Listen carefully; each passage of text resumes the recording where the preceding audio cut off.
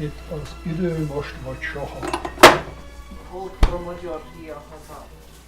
On your feet, Hungarians. Az mostanáig a magyarok istenéért esküdünk, hogy rabok többet nem leszünk. Vicky, I hope you like fried potatoes. I love fried potatoes.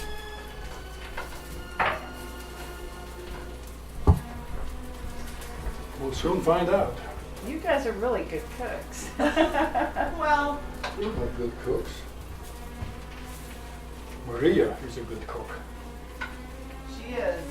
She's My that. wife, she is exceptional. So you all have just learned a lot from her? Or do you just do your own kind of thing? Mom doesn't let anybody much in her kitchen. Does Oh. she? Are these for recipes? This Yeah. is the legacy of the young cook. You know, Maria sent these pork chops from Oklahoma Did she? City.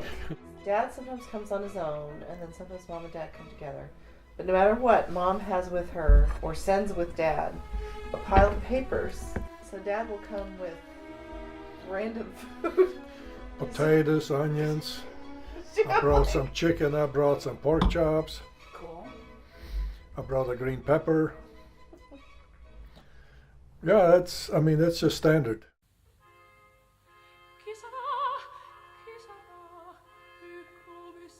At home, we spoke Hungarian, but we kids never answered in Hungarian. We always answered back in German. My mom, especially mother, would always speak Hungarian to us, so my understanding of Hungarian is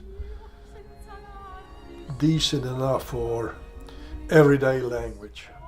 I don't remember much. You know, I was such a small child when we fled Hungary.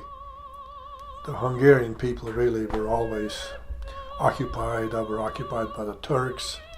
Then they had a little freedom, and then the Austrians moved in, and then Austria occupied them. Then they had a little freedom, and then the Germans moved in 1944, I think. And then, of course, at the end of World War II, the Soviets came, and they occupied Hungary till 1989 or 1990. But anyway, this guy's, this poet, Traviata, he written a lot of extremely patriotic poems. And one of them is directly addresses the loss of freedom. And you know, it starts off with Talpra Magyar, get on your feet, Hungarian, Hia Haza, your homeland is calling you. Itt az idő, now is the time, most vagy soha, now or never. And then it goes on, rabok voltunk mostanáig, that slaves we've been till now.